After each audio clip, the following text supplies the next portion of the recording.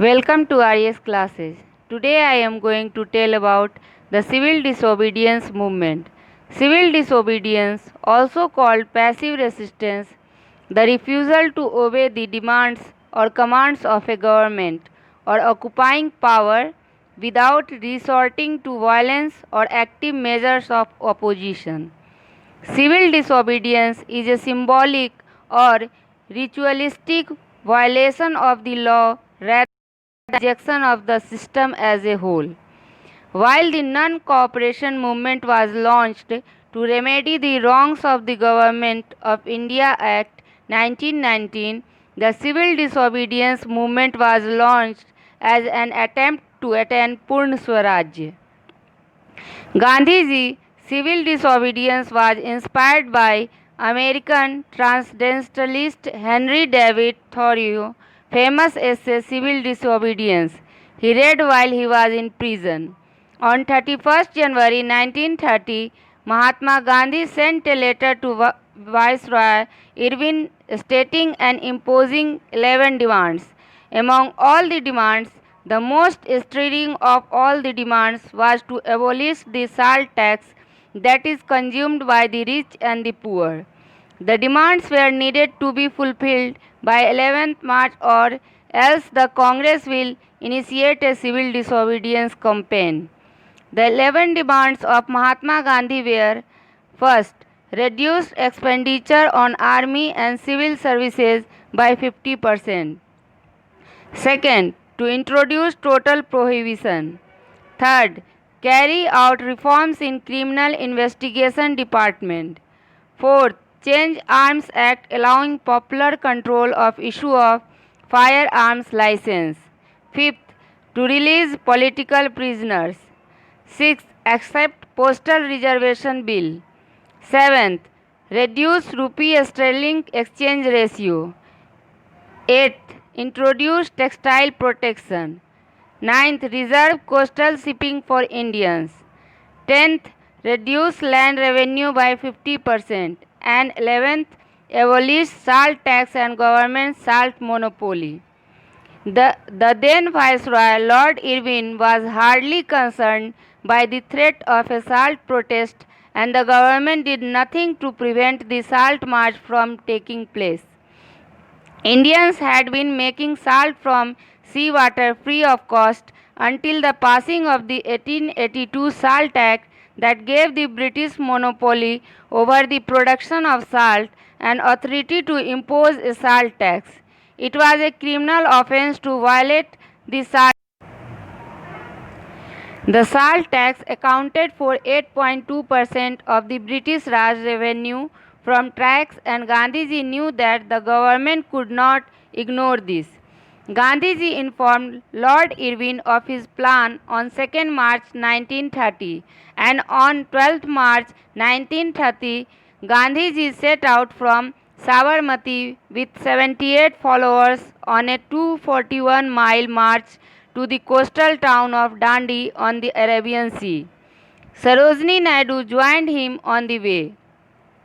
By the time they reached Dandi on April 5, Gandhiji was at the head of a crowd of tens of thousands.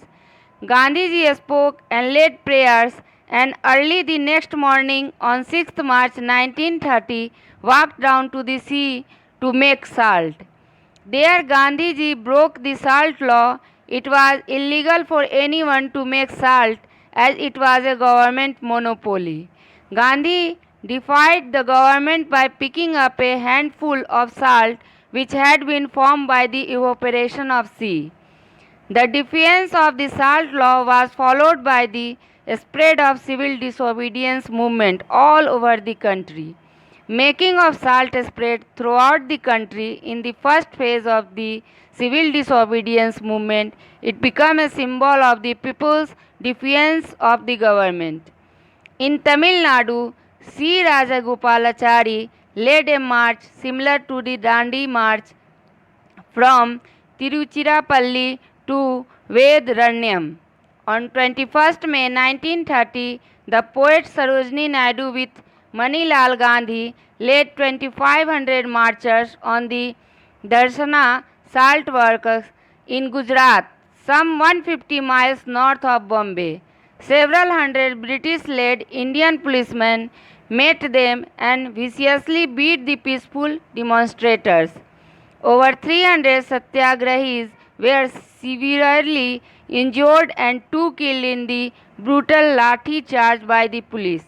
The incident, recorded by American journalist Webb Miller, prompted an international outcry against British policy in India. Rani Gadinliu of Nagaland, at the age of 13, responded to the call of Gandhiji. She joined Congress and raised the banner of rebellion against foreign rule. The young Rani was arrested in 1932 and sentenced to life imprisonment. She wasted her bright youthful years in the dark cells of various Assam jails, to be released only in 1947 by the government of Free India. In Assam, a powerful agitation led by students was launched against the Cunningham Circular, which forced students and their guardians to furnish assurances of good behavior. In UP, a no revenue, no rent campaign was organized against the government, which soon turned into a no rent campaign against the zamindars.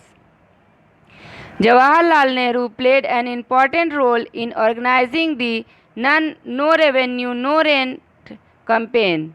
The districts of Agra and Rai Bareli were the important centers of this campaign.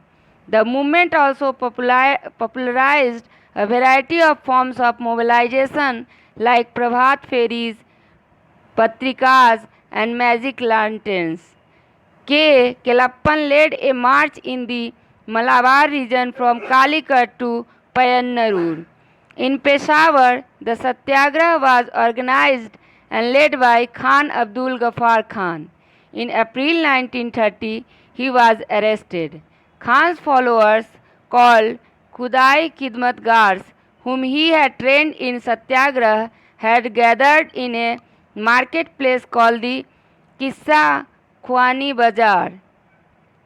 In Bihar, anti-Chaukidar tax campaign was initiated where villages refused to pay protection money to the local guards, who supplemented the Meagra police forces in the rural areas. Rajendra Prasad took part in the anti-Chaukidar tax campaigns in Bihar. In Gujarat, a no-tax movement took place against payment of land revenue. This was most visible in Kheda, Surat, and Bharuch district. Sardar Vallabhbhai Patel led the no-tax campaign in the Kheda district. The government came into action by putting the lawbreakers in jails and suppressing them by police firings, lathi charge, and other means. 60,000 people were arrested in less than 1 year. Those who did not pay taxes, the properties were confiscated. Gandhi and all important leaders were arrested and placed behind the bars.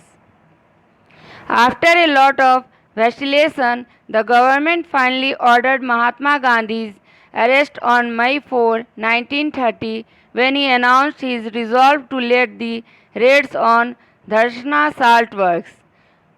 Viceroy Lord Irwin in July 1930 suggested a round-table conference and reiterated the goal of dominion status. This marked the beginning of the end of the civil disobedience movement. However, the actual movement ended in 2 stages. Gandhi-Irwin Pact.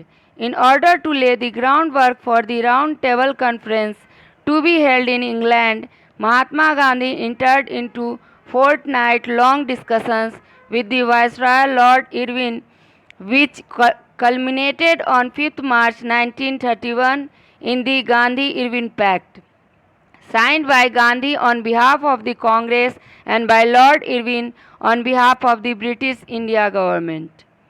The main agreements of the Gandhi-Irwin Pact included immediate release of all political prisoners non-convicted for violence, return of confiscated lands not yet sold to third parties, lenient treatment for those government employees who had resigned, right to make salt for consumption to villages along the coast, right to peaceful and non-aggressive picketing. However, the following two demands of Gandhi and Congress were turned down.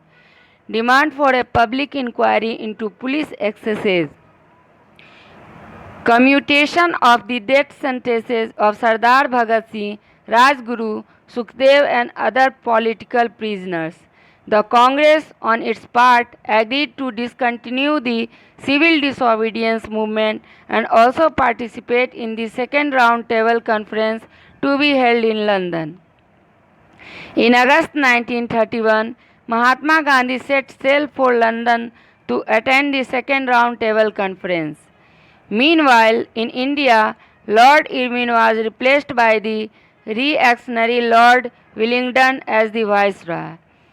The British government refused to entertain Gandhi's basic question of India's freedom, and the second round table conference ended in failure from the Congress viewpoint, and Mahatma Gandhi returned to India at the end of December 1931. The Congress Working Committee met at Bombay on 29th December 1931, the next day of the Mahatma Gandhi's return from London, and decided to resume civil disobedience. The movement continued to linger in a non-effective manner till early April 1934, when Mahatma Gandhi announced his decision to withdraw the civil disobedience movement. Features of the civil disobedience movement. This was the first nationwide movement, while all others were restricted to urban areas. People among rural areas also had an opportunity to register their participation. The participation of women was in large numbers. Kasturba Gandhi, Kamla Devi Chattopadhyay, Avantika Bai Gokhale, Leelavati Munshi, Hansa Ben Mehta, like popular women, led the Satyagrah movement. Non-violence was the motto of this movement. On continuous suppression by the Britishers, this movement did not turn back. Due to this fearlessness, the Indian people were regarded as fearless. Rest in next video. For more and more videos and to boost your knowledge, please subscribe, like and share our channel RES classes that help you to take steps to our success. Best of luck. Also subscribe the channel.